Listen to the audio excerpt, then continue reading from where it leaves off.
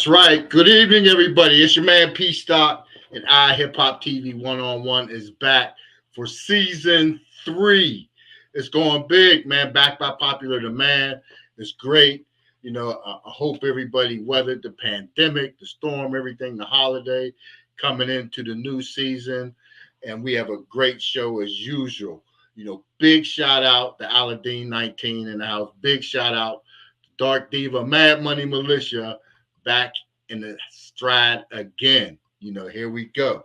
But tonight, without further ado, just like, the past, what we do, we bring talented, informative people to the screen in front of you so you can hear their story, hear their plans, hear their past, see what's going on, see what's happened, see how you fit in and where can you fit in with what's going on in the trends and the culture, popular culture, and everything that's going on with the guests that we bring aboard. And tonight is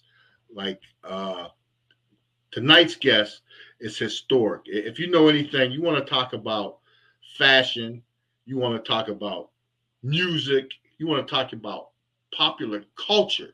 In fact, NYC, if you want to talk about clothing and building your own and branding and building your own brand, and taking it to the next level, generating over $5 billion worldwide in sales and merchandise movement. That's what we're talking about.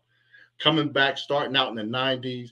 And I love this story because his brothers from the hood, and they pull together and they make it happen and they lift themselves up and they still do it. They lift in the community every day, putting good product out there, bringing people in line, all still in tune, relevant today with popular culture. It's huge, So tonight this is going to be a show that you definitely want to tune in. Make sure everything's quiet, and listen up, because tonight we have Mr. Keith Perrin on board. He's one of the co-founders and the originators of the FUBU line right here. Here he is right here, Mr. Keith Perrin on here. Welcome to One-on-One. It's a pleasure. It's a pleasure. And like I said, I was saying, your history and the story, for people that don't know, I recognize back in the 90s, I was working in radio in Philadelphia. I was dabbing in the music business in New York with Loud Records back when I was in the day, and then Rough Riders later, and a few others, So FUBU is that a staple, and to have that brand, I'm talking about. You talk about people tuning in and Funk Flex dropping bombs. That Funk Flex was a FUBU. He was pushing. He was there. He was y'all guy back in the day, coming up at bombs. It's still today. FUBU is still relevant today. So that's the beautiful thing about it, coming from the brothers. But let's tap back into it. Give us a little bit, give the audience a little bit about that past coming up, in the beginning, and then the evolution of FUBU today. Well, the story's been told 1,000 times, 1,000,000 times more. But Daymond had an idea for a brand. Actually, it wasn't even a brand at that time, but it was a hat that he wanted to make. This tie top hat. It was real popular at the time. I'm not a real, I'm not a tie top hat wearing cat, so it wasn't really my thing. Right. But I saw him, working on it and trying to do what he needed to do with it to get it off the ground. And, being around him every day, we were good friends, went to school together and all that stuff. So, I jumped in along with Jay and Carl to help, try to build it up and help him out and get over the hump. And I remember Jay is more of the fashionable guy at the time. We all like to dress and be in the trends and all of that stuff, but he was more into thinking clothing brand and owning the clothing store and all of that. That wasn't really my goal. I was into property management at the time. So I was a property manager, responsible for 200 units in Harlem. So that was my passion at the time, was working in the housing field. But you know, with these guys coming home every day, being around them every day, we all just kind of just jumped into this clothing brand. And I remember Jay coming home from service, and he was like, you know, we can really make this a real brand. Like this can be something that's, you know, that's jeans, you know, coats, and you know, all, because we were just thinking like hats and maybe t-shirts and whatnot. We wasn't really thinking like that. So when he came home, the popular items, yeah, the the popular items that items come, everybody was going. Yeah. and they also the cheapest items to make. You know what I'm saying? So if you want to get your Right. marketing 101, if you want to get your brand out there, hats and t-shirts are the cheapest thing to make to get your name out there without you killing your pockets. But so you know, we did it for a couple of years, try to help get it off the ground, put it in a bunch of videos.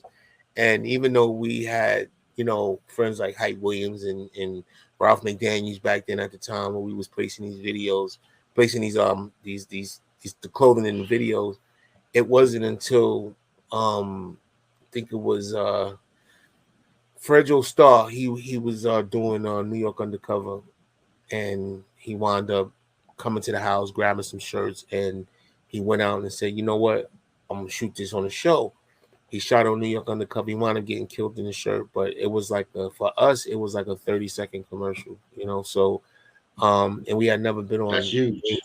Yeah, we never been on mainstream TV as far as a TV show. Yeah, we did videos and we saw things in videos and whatnot in clubs, and you know, like Ralph, you run around the clubs and you see the FUBU shirt here or whatever in the crowd, but never on mainstream TV. So when that happened, you know, we were searching around for a deal at the time, and we got a call back from one of the guys from Samsung, actually, one of the guys that was running Samsung at the time, and he was like, "You guys are still out there doing your thing.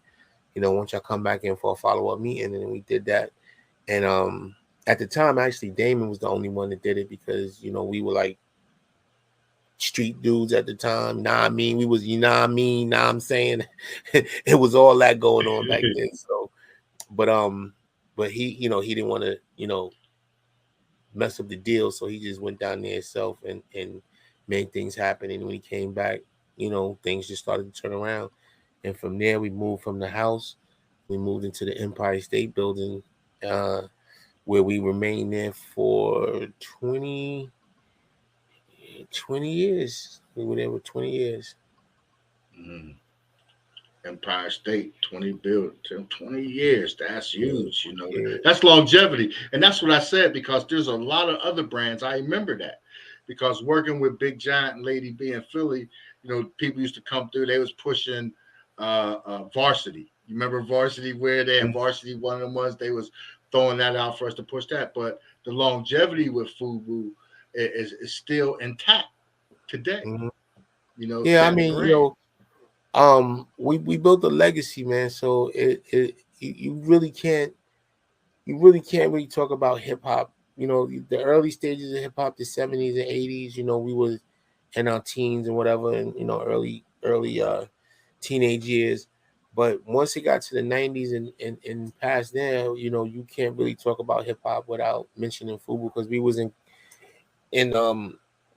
entrenched in the culture at that point. You know, we were in all the videos and TV shows, movies, and you know, just everywhere, man. You know, overseas. I remember when we first got in the game, it was like, you know, hey, we got 3.5 years. We said we got 3 years tops to get this going, and we got to make as much money as possible, and you know, because it's going to be over.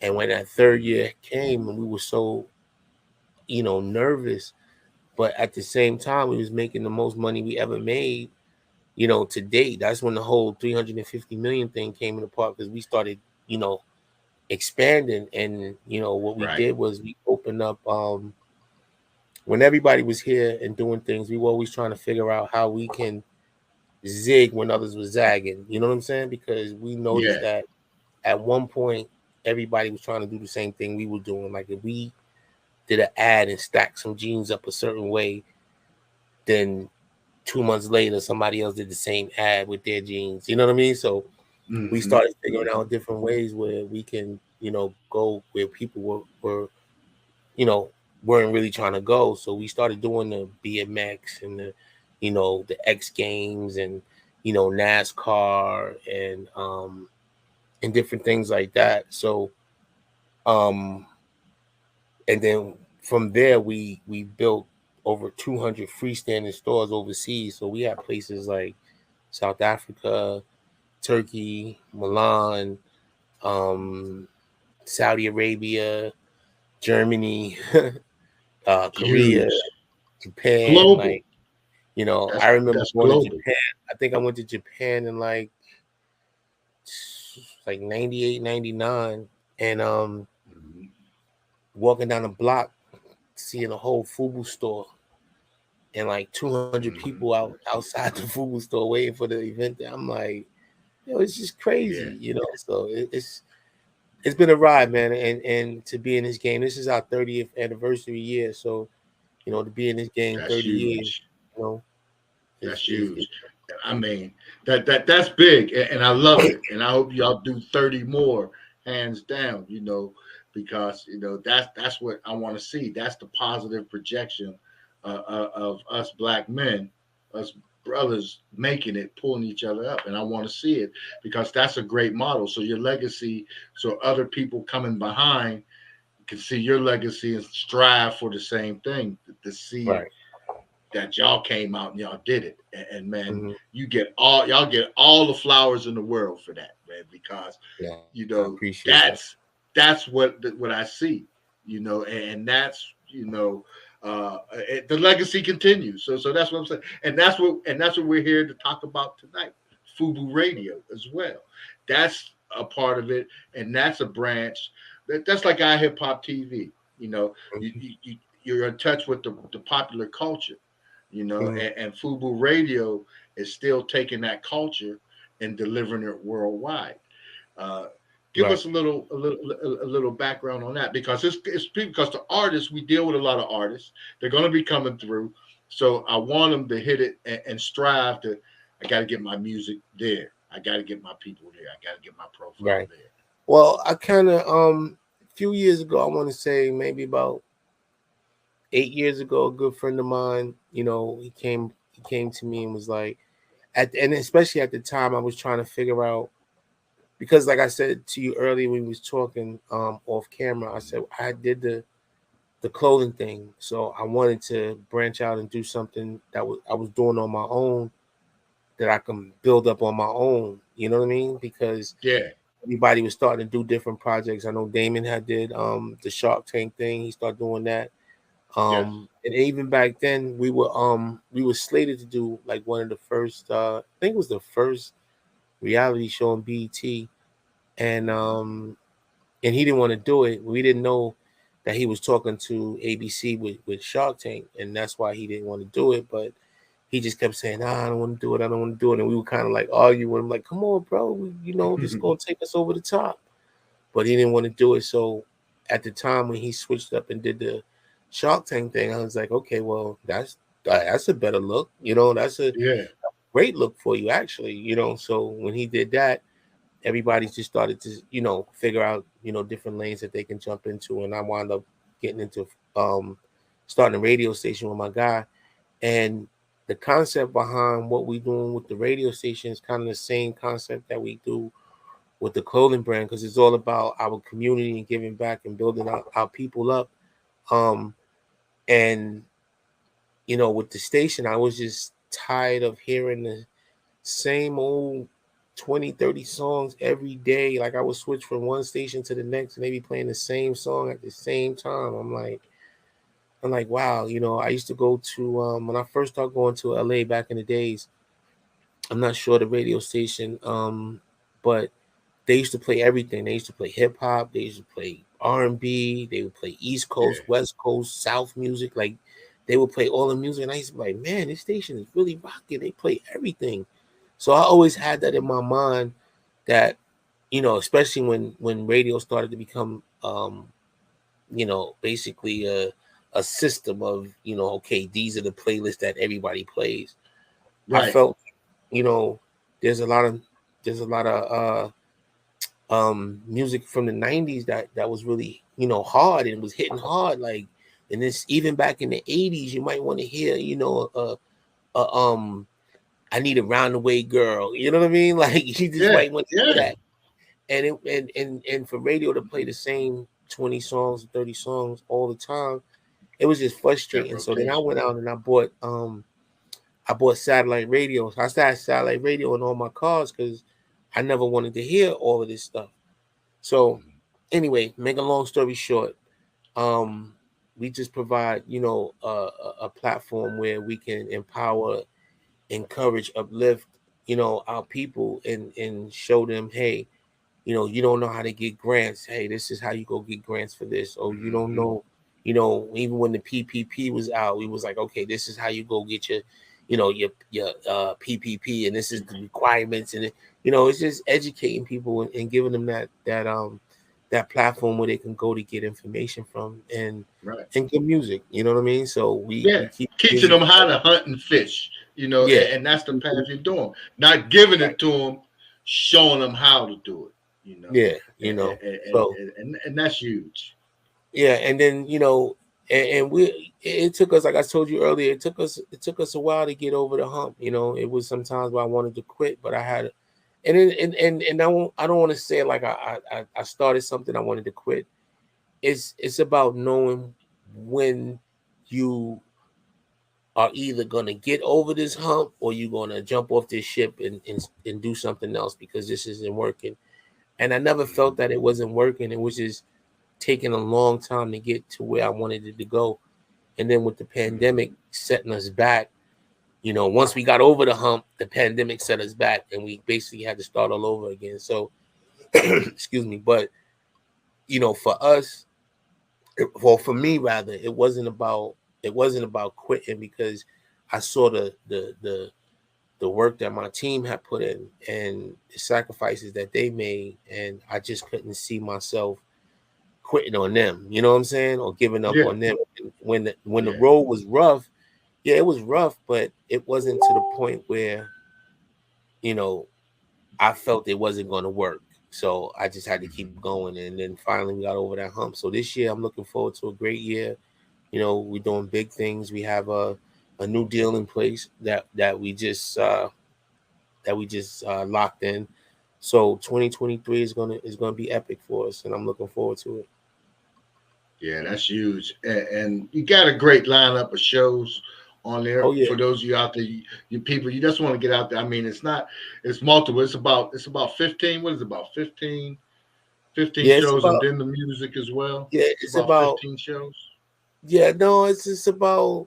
I want to say it's about 8, 9 shows. We have about 8, 9 shows. 8, 9 shows. Um, Okay. yeah, we got about 8, 9 shows, and it ranges from everything from podcasts to um uh Chris Childs is more of a journalist. Shay McCrae is really like an entertainment. She's really on the entertainment side. Very bubbly personalities as well as Chris Childs. Very smart women. We have who else we have? We have Brandon McGee, you know, a guy who does the political side for us. So he handles the political side and whatnot. He's a representative out of Connecticut. And then we have Mm. Kay Fox, who comes on, you know, every Saturday, contributes her stuff every Saturday. She's a big name in radio. You know, she's been doing radio in Miami for years now, maybe about 20 something years. Um, Hmm. so she, you know, she's on board. And who else we got? We got Kiss Radio Show out of Atlanta. You know, they do a great job down there. Then I have one of my DJs who has a show called The Power Connect, because as I built the station and me and my partner built the station and put it together, it was certain shows that we wanted to touch. It was like we were playing all this old school hip hop and R&B, and I was like, Right. yeah, that's cool, but you know, a lot of these kids, how do we get to the kids? You know what I'm saying? Like these kids are now using music as one of their platforms to get out the hood or to further their life or whatever the case may be. How do we Yeah. connect with them? So we started a show called the Power Connect for new artists and new music. So EJ the DJ is the DJ on that and the host. So if he likes your music, he's gonna play it. So he just moved down to Atlanta. So it's a lot of different shows going on. I'm actually about to do a show, do my own radio show. So I'm working on that now, Okay. finalizing the details and whatnot. Because I started Okay. to put out I started to like tell these little stories and whatnot, and everybody was like, "Yo, people need to hear that." But I don't want to jump on the radio and just tell stories about what I used to go through and what I used to do. So I'm gonna figure out Right. a way how to deliver it. But I'll Mm-hmm. probably be dropping that the second quarter. So I'm gonna work Yeah. on it now and just jump into it and get my feet wet and because it's a challenge for me. It's something Mm-hmm. that I see I can do. I know I can do it. But I haven't done it. So now is to put up or shut up. So Yeah, yeah. You gotta go ahead and do it, yeah, and get it out there. It's cool. I mean, I was the same way. I myself, trained as a technical behind the scenes, writer, whatever guy. And like you said, the pandemic and stuff started to happen, and I couldn't get people. I was looking for people, in that lane that give them that shot to come on and host the show. I'll engineer it for you. We'll write it. I'll produce it with you. Couldn't get nobody to do it. Nobody would took it. So you can do whatever podcast you want. I was dealing with 2K Kent and everything, but it's fun. You get fun. You adapt to it. I love meeting people. I love meeting people like you and brothers that are doing it, that have done it, that have a footprint in industries and that is showing and providing lanes and information and instruction, like you said, to move forward in this thing. That's yeah, huge. And again, man, that's all flowers right there for y'all. And y'all deserve more for doing that. Like I said, FUBU is legacy. I mean, there's people. I was there. I remember when it dropped and it hit. We was like, oh, we got to get them, and we was running, we was getting them. That's like everybody. We was in food, where I was in, when it dropped, I was probably in the DMV, the DC, Maryland, yeah, Baltimore, down that area, and I was yeah. like, We okay, used to, we down here. what we used to mess with down there. Man, I got this store. Izzy, he used to be in DC. I forget the name of his store. But it was a big store. Is it? It's on the tip of my tongue. But Izzy he's a big store owner down there in DC, and he used to Right. buy the brand a lot. That's when down there they had Hobo. That's when Hobo was out there. Hobo, yeah, Hobo. I remember that. Yep. Yeah. Hobo, yep. But those brands, but that carried because when I went into Philly, it was more prominent. When I got up in the Philly as well as Baltimore, FUBU was always a staple in the wardrobe. Right. In the hip hop players' wardrobe. When Right. you out chilling, that was a staple in there. So and that's big. And now FUBU Radio, especially for the artists, to come on and see that and to strive for that. How would artists go about getting with you to get their music played? Serious artists, because I know you have people that they got shows and everything else and that they're doing. But for artists out there that like, man, I like to get my music on there. Is there a path for that for them? Yeah, I mean they just reach out to EJ the DJ. And it is EJ the DJ at so EJ The THEDJ. DJ, You know what I'm saying? yeah, So EJ the EJ, DJ. yeah, Yeah, hit so him. he's on Instagram. You can always DM us and on FUBU Radio, and we'll point you in the right direction. It's actually official FUBU Radio on Instagram. I had a situation years ago with a friend that said that he wanted to help me out and he didn't jack my name on Instagram, so I had to change it to official FUBU Radio. And there's little Yeah. things like that, like people who you think is riding for you sometimes just they're not really riding for you. You guys get Yeah. over that hump though. Yeah. Let them know, bro. Let them know No, that is it's real out that's there. It's real. like you try to help people out and try to put them in a position, and sometimes they can't see what you see, you know. and it's no fault to them because I wish everybody the best. I never hate on nobody. There are plenty of times where we had salespeople who was working for us, and I know we was paying them 150, 125, $150,000 a year to be a graphic designer, and or a salesperson or whatever, and people would come in and offer them 250, and and they looking at me like, I really love you guys, but if you can match it, and this, it was like, listen, we got hundreds of people working for us, you know what I'm saying? So it's a different situation with us, not that we wouldn't want to do it for you, but right now it's not in the budget and it's not budgeted for. So we're not gonna just if you want to go there, go go get your money, and they would go work there, and then 6 months later be like, hey, do I gotta can I come back? And we like, you want to come back? Like, what do you mean you want to come back? And they be like, listen, the money's good, but the relationships and the family is not the same as it is with you guys. So, even though I'm not making as much, I was way more comfortable with you guys. And they would come back, and we would take them back. And some didn't come back, but I never really hold anything against anybody who can't see what you see. It's not there.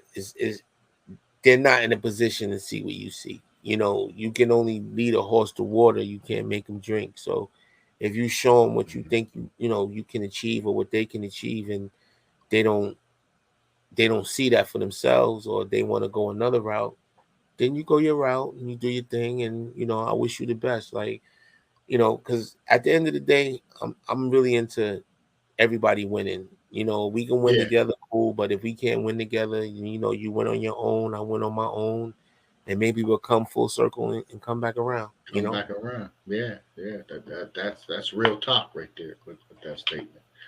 So now in the business, the way things are, the '90s, it had the better music. '90s and 2000, the music was pumping back then. It was kicking. You say, don't say that. Yeah. I'm telling you, because you know what it is everybody got their time, man. Like, us, the good thing, I joke around. I say I'm a senior citizen. I know I don't look like a senior citizen, but once I got up to, I'm 52 now, so I'm going on 53. So I look at it like I had the best time of all the eras, because even though I was born in 70, my mom's and them was, they was 60s all the way out. So they was bringing that into the 70s. So I felt, the 60s, the 70s, the 80s, the 90s, the 2000s, you know what I'm saying? The 2010. Now we into 2020. So I got to see everything. I got to see it go from an 8-track to digital to streaming. You know what I'm saying? Like, it's crazy. Like, you tell people that, and they don't understand sometimes. Like, even with the movies and how we started off with the blaxploitation movies and all of that, and then we evolved and got better roles, and then started headlining our own movies, and stories it was a out transition. It's like you won't get to see that. Like, I went from the phone with the long cord. You had to get the long cord in the kitchen so you can go sit in the living room.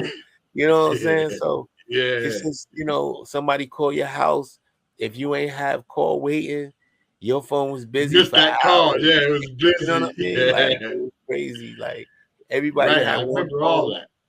Everybody had one phone. You had one phone number. You had the phone number. Your mama, your sister, everybody had one phone number. One phone. So, but back then, tell the truth, you knew everybody's phone number though. Yeah. Anybody you want to call, you knew everybody's phone number. You had to write it down. That's why. Listen, my back in the days, right? I'd never forget. Daymond he had this little index card that he used to always keep in his pocket. He used to be writing all this stuff down. I'm like, yo, what are you writing down? He's like, all the stuff I got to do today, I got to write it down, because if I don't write it down, I'm going to forget about 70% of it. But if I write it down, I maybe complete 70, 80% of it. So I was like, So I never did it until years later when I was doing the property management thing. I started writing things down, and I noticed that when I write things down, things get done. You know, you don't forget things. Like, because I'm such a thinker that I'll be thinking about 10 things at one time. So I could just think about 10 things. I'll be like, yeah, I'm gonna do that. And then I say, yeah. And then 10 minutes later, I'm thinking about 10 more things. And then I'm Thanks. like, Yeah. man, what was the one? And then I forget, so I Yeah. always try to write it down. And I think, and one thing about being productive and being, on point is write things down. You got to write them down, you know, even if you do it in your phone, you know what I'm saying? Because people be like, oh, I don't want to carry around a piece of paper and pen. I don't care. Put it in your notes in your phone. Just write it down. Everything you got to do, Everything. write it Everything. down. So that's one thing to being really successful is completing your goals and writing them down so that you remember your goals and you can complete a Goals. higher Yeah. percentage of your goals by writing them down. So that's big. Yeah, that's big. That's great advice. I guess with the new culture, the youngins, they got the phones and the notepads and the notes. Mm-hmm. That's what you do today, if that's what you got to do. Or like me, same thing. I write and everything too. So I got the voice recorders. I'm recording everything digitally. Let me, oh Same yeah, thing. do Yep. that. Same thing, and then go back, Mm-hmm. and then I transcribe it, and put it on Yes. paper. Mm-hmm. So that's a great note. So one thing that's important too, because from starting there and with the business and everything, and then to today, how do you like the changes in the technology, and how is that is it making doing business a lot more easier for you, or able to, the global market, everything is shrunk down. It's borderless now with these internet with the internet and everything else age. Do that technology fit, the direction with FUBU Radio and everything that you're going? Well, what's Oh yeah, next yeah, beyond yeah. that technology? Actually, with this deal that I just worked out, we're about to announce it shortly. Do a press release and all that stuff. So I'll let that come out. But the company is built on technology. And they have some really very interesting technology, which is actually like groundbreaking. Like the stuff that they're doing is like groundbreaking. So I'm excited to partner with them because I know we're going to be a part of something big, and you know they need my component and I need their component, and together I Hmm. think we're gonna change a few things. So but as you said, as far as technology, I mean, to me is changing for the better because you're able to do a lot of things, on the go with this thing here. I call This this thing here, People call it a phone. I'm calling it a computer. computer. You know what I'm Hmm. saying? It's a talking computer because you could just literally handle all your business right on your phone. Hmm. Especially if you have the right apps or the right things on your phone to do a lot of the things you need to do. Um, that wasn't available back then when we were coming up. When we were out, we didn't have any social media, we didn't have any free advertising, we didn't have any way to touch people, Hmm. tens of millions of people at one time. We didn't have that. We had to Hmm. actually get up, get the money together, travel, go to the event, be at the event, be able to pay for the event. You know what I'm saying? Be able to move Hmm. around at the event. So, we had to Hmm. pick and choose which events we wanted to go to because, we weren't making a lot of money in the beginning. So, um, there were things like the Black Expo. Like we did the Black Expo. Yeah. Uh, and the Black Expo, we used to, gather our money up and be five in the room. You know what I'm saying? Like, Yeah. No you know, doubt. Yeah. before we got the bread, it was like Yeah. five in the room. So when Hmm. we got there, it was like, we're gonna do this, we're gonna sacrifice, we're gonna make it happen to get this stuff going. And before we knew it, the Black Expo wound up being our our flower pot. Right. Like we put so many seeds into the Seeds. pot that we didn't know what was gonna happen. We just felt like we need to go and make as much money as we can and sell all these clothes. and we were selling out the clothes. Like if it was 4 days, by the second day we were sold out what we Sold had. out. Wow. So Daymond had to go home, spend, a good 8 to 10 hours overnight figuring out what we're gonna do, and then come back the next day, the last day, with 500 more shirts just so we can get them off. So yeah. But in doing that, when we got our deal, in the beginning, the deal was you have to make $5 million in 3 years, or you keep your name, or you pay back the money, right? Mm-hmm. So we're like, okay, cool. So we wound up making $5 million that first season, that we came out. Yeah. And they were like, oh shit, this is, and wound up making 20 million the next season. So with the span of 6 or 7, 8 months, we didn't already made $25 million. Mm-hmm. You know what I'm saying? Mm-hmm. And that was just because people couldn't find it anywhere. You know what I'm saying? So they couldn't find it anywhere. So when we finally got the deal and put it in all the stores, all that work we did with the Black Expo paid off. Yeah.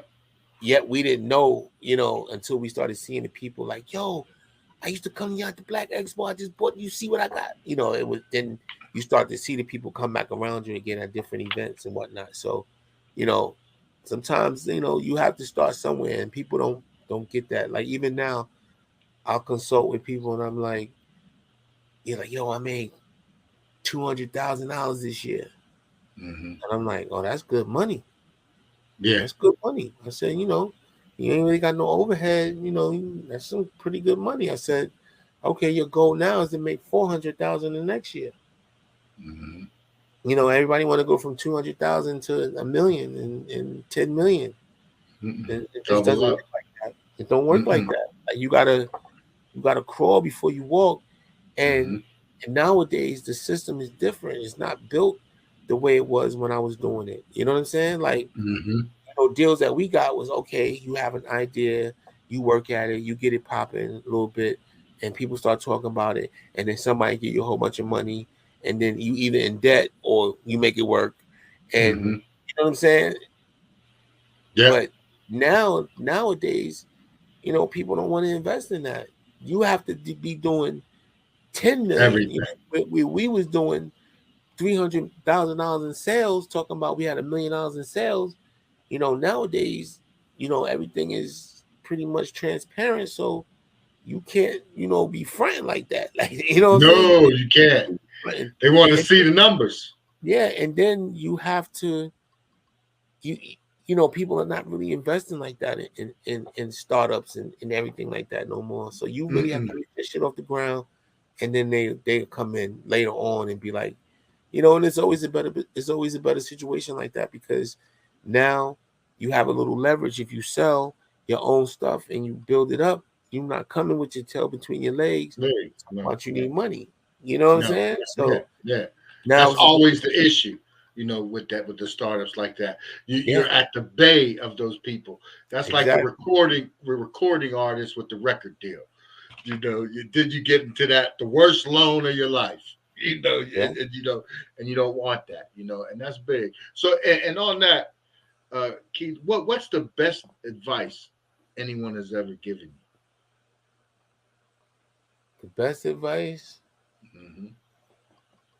the best advice I ever got. Let me see.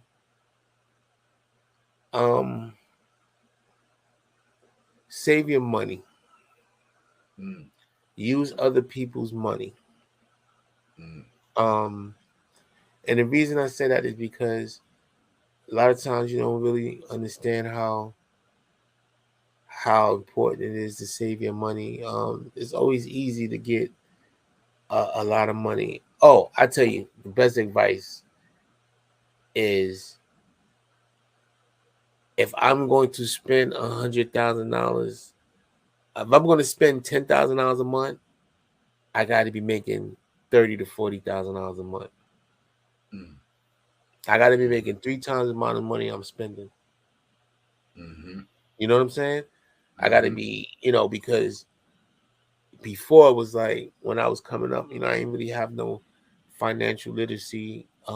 Sometimes you have people around you who don't want to teach you that, who don't want to, give you that advice because either they're trying to learn it or they're trying to have one up on you or, you know what I'm saying? Or whatever Yeah. the case may be. But, sometimes they don't want to share that information with you. Mm-hmm.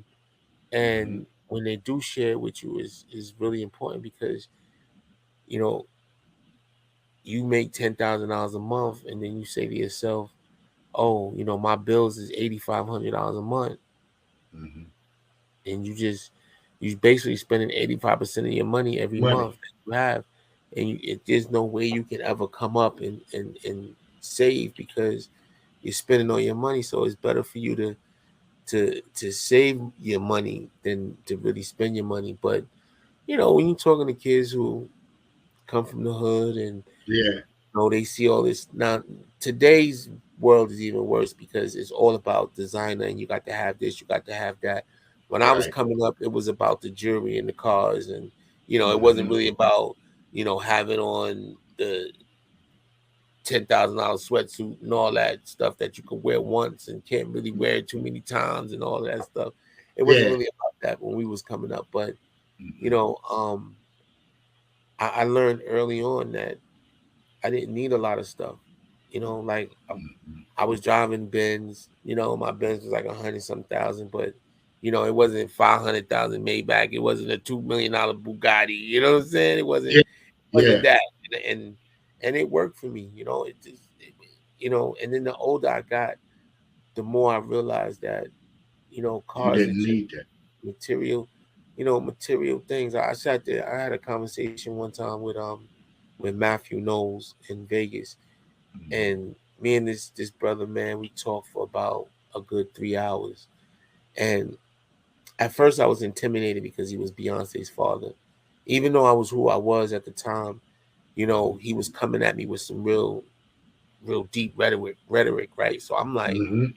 I'm like, okay, so we talking back and forth, and as I told you earlier, my mom's is very militant, so a Yeah. lot of the stuff that she taught me over the years, or continue to teach me over the years, was something that I was able to sit down and talk to him in a way where if he talked about, you know, cars, or if he talked about income, or if he talked about the music industry, or if he talked about politics, we were able to sit down and talk about each and every one of those things.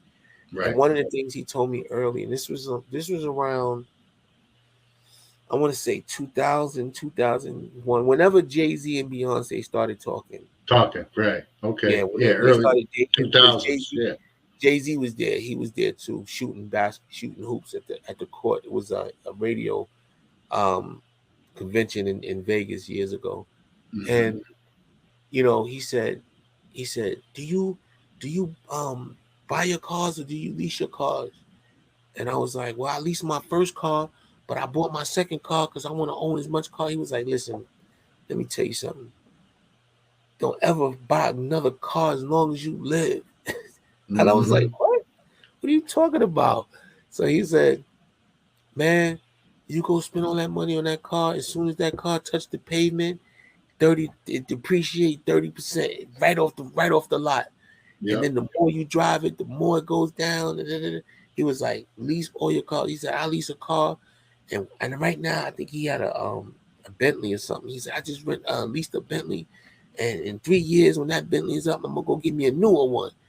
And Mm-hmm. I was sitting there looking at him like, man, this guy crazy. Like all this money he got, but by the end of the conversation that we had, he made perfect sense to a lot of stuff he was talking about. And Mm-hmm. it was a conversation that I really respected because he was pouring into me, you know, trying to feed me when he didn't even really know me. We just sat there Yeah. and got to know each other, and he felt comfortable enough to pour into me this knowledge that he had, and Yeah. it was, and I really appreciate it. But there's a lot of times where, like I said, you know, as long as I'm good, living comfortably, I don't need 10, 15 cars. I don't need $1 million cars. I don't need none of that, man. Like, you know, it doesn't mean anything. Like I've gotten to a age where, you know, a car's a car. You know, how fast you really gonna go in the car? Now, don't get me wrong. I like, you know, my little nice cars that I do have, Yeah. but excuse me. But it's certain things that I look for in the cars now. You know, when I go to the dealership, I'm looking for options and packages. That's it. Yeah. Yeah. That's it. I don't need nothing else. I don't need to come out and put no rims on my car and go put a system and fit. You know, I did. Listen, let me tell you something. This is Mm-hmm. how ignorant I was back in the days. I leased a car for 55,000. Right. Mm-hmm. I put 50,000 worth of equipment, TVs, refrigerators, satellite TVs, all kind of stuff in the car. I had the car for 3 years. So my guy says, so what are you gonna do? You're gonna keep the car, you're gonna return it. I was like, man, I don't want no Lincoln Navigator. I want a Benz. I want to step up. I'm trying to get something new. I'm gonna take it and just, you know, and take it. I'm gonna take it back. So he was like, okay, well, you know, I have to take all the stuff out of it. No, actually, I put 40,000 in it, right? Mm-hmm. I said I had to take it back. He said, I said, well, how much does it, you know, charge? How much you gonna charge me to take all the stuff out, put everything back factory? He said, you know, about 10,000. So I paid him 10,000. So now I paid him $50,000 to 50. put it and take it out. And then I gave the car back. And I said to myself, oh, I have all this equipment. I'm going to use this equipment on my next car. That equipment sat in my house from 2001 till 2013. Wow. I couldn't Wow. do I couldn't do nothing with the equipment. I started giving away the car speakers, you know, but the radio and all of the Yeah. amplifiers, man, I You was couldn't do like, nothing with it. I couldn't do Yeah. nothing with it. I already had a system in my other car, so it wasn't nothing I needed it for. So, you know, that was just being young and dumb. You know, if I could relive it, I would have kept the car. That'd have been Yeah. one car I kept. You Yeah. know, Yeah. because I really put in some nice work into it. But you know, ever since then, I put the next car I had, which I bought for my wife. I put Mm-hmm. a system in that, and then I haven't put a system in another car since Since. 2001. I haven't put Yeah. in a system in my car, so I just get the options in the packages, man. When I go there, you know, and that's it, and drive off the lot, and that's how the car going. That's how I bought it. That's That's how how I you go. leased it. That's how it's going to stay. Going back. Yeah, yeah, I feel that that's the good move. So, and on the flip side of that, on that note, what's the best advice would you give a young entrepreneur coming out here today? You know, what would that advice be? It's something so simple, and a lot of people don't understand it when I say it to them because they have so many questions about how to get to that next level. And I always say, do your homework, do your research. That's so important and so vital to getting to that next level. So many people rely on people to tell them things that may or may not be true, or may be the right direction, or may be the wrong direction. But if you have on blinders and you letting somebody steer you and you don't seek knowledge, you know, like I said, when I grew up, my mom's always told me to seek knowledge, and so I always do my homework and try to make sure that, you know, if it's something that I don't know, let me find out. You know, never be afraid to ask questions. You know, a lot of times people are afraid to ask questions because they think people are going to think they either are not smart or, you know, are not knowledgeable, and it's not about that. Is if you don't know something, ask. You know, a closed mouth Yeah, don't get fed. um and you know, if you believe in something, you know, like I believed in FUBU Radio, I really believe that I could take it to the next level, and I can make this something that can be a part of the legacy going forward. You know, work at your craft. You know, I tell you a funny story. Before I finish this story, mm-hmm. when I first started the radio station and moved into, we used to have a penthouse office. So we moved up to the second level of the penthouse, and I used to tell people, a lot of my friends who were photographers, I said, listen, I need help. I need you guys to come shoot this. And they'd be like, okay, well, what's the budget? I said, we can work something out, or, whatever, we'll figure it out. I said, or you can be a part of whatever I'm doing, and, we'll work something in for you. And they would always be like, all right, cool, cool, cool. And then they would come once, maybe twice, and then they would call, yo, I'm not gonna be able to make it today, it's that and other. And then the next day they supposed to come in, yo, something came up, my kid is sick, whatever the case may be. And I used to be like, okay, no problem. And then the third time they supposed to come, they don't even call. You know what I mean? So I'm like, so I knew how important it was for us to grab the content for the station as we were building the station. And I like me, I'm the CEO, but I could also be the janitor. You know what I'm saying? I could also be the bartender. I could Many also hats. I could be the light man. I could be the engineer. I could be, whatever I need. I could be the host. Whatever I need to be, man. That's what I'm gonna be. And a lot of times people don't, they get to a point where they value these titles over everything. You know what I'm saying? Oh, I'm the CEO. I don't have to do this. I don't have to do that. I don't have to pick up this box. I don't have to grab that box and take it to FedEx, or I don't have to, at the end of the day, you got to do what you got to do to get to that next level. And a lot of people, it gets lost on a lot of people because, of these titles. They think because they're a certain title, they don't, and my team, they used to see me like, I used to work the cameras. I used to have this camera over here and this camera. So I'm going back and forth with the camera to make sure they didn't cut off, because it was a problem that I didn't understand. I didn't have the right card in the camera that would make it stay on. Like it would cut off after 30 minutes.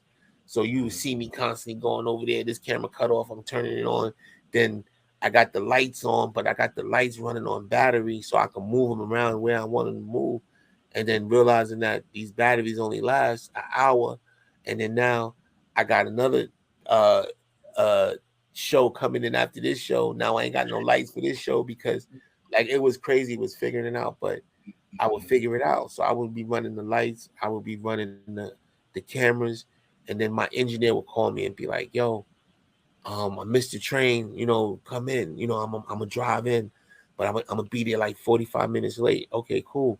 That doesn't stop the show. The guest is here, the host is here.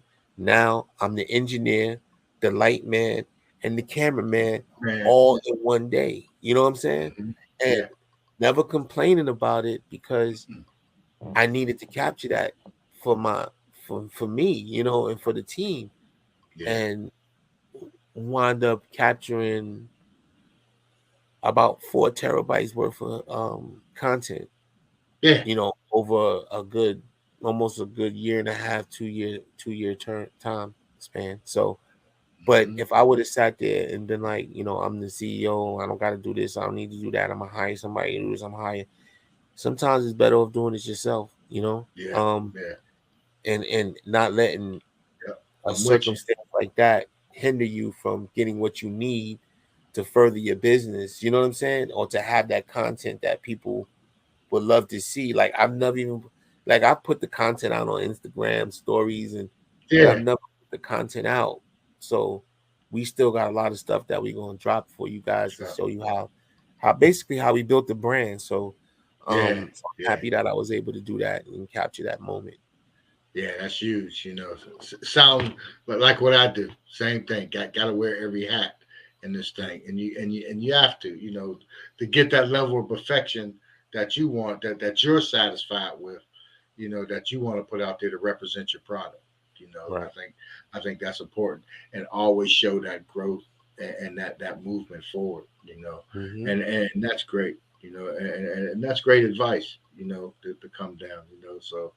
Man, that's big. FUBU, Keith Perrin here, man. That's wonderful to have you come through iHipHop and shoot it up, man. And definitely, keep us posted with anything going on over there at FUBU Radio, so we can, you know, show the love, you know, get the people going and make it happen, you know, because we always here and we always making it happen doing what we do. We got so many shows going on right now as well, and we definitely love to have you back if you get a chance, you know. Yeah, man, reach out whenever y'all need me, man. I'll come back and holler at y'all. Man, that's big. We like to have that, like to hear that, man. Keith Perrin, FUBU Radio in the house. Thanks for coming through, sir. All right, appreciate you having me, man.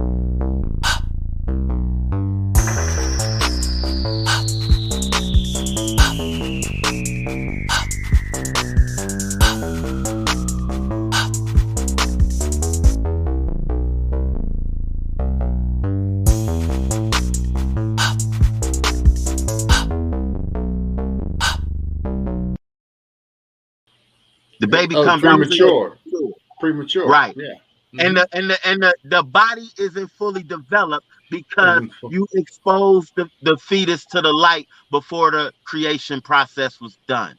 Complete, right? Complete, right?